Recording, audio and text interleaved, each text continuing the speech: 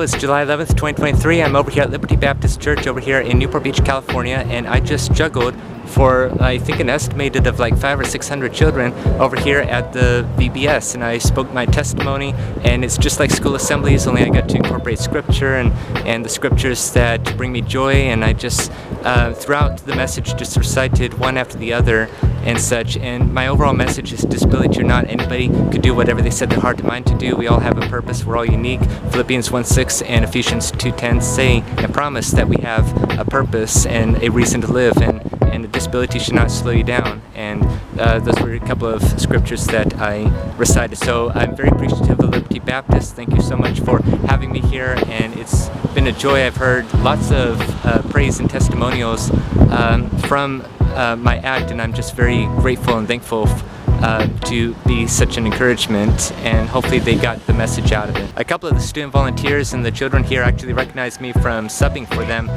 this past academic year. And kind of bit of an interesting phenomena, and this happened before, but one of the boys asked me for my autograph afterward, and then all of a sudden there's a whole line, and then one of the leaders saw that, and we started like laughing. It's like wasn't the first time, so yeah, and I happen to have one of the longest signatures too.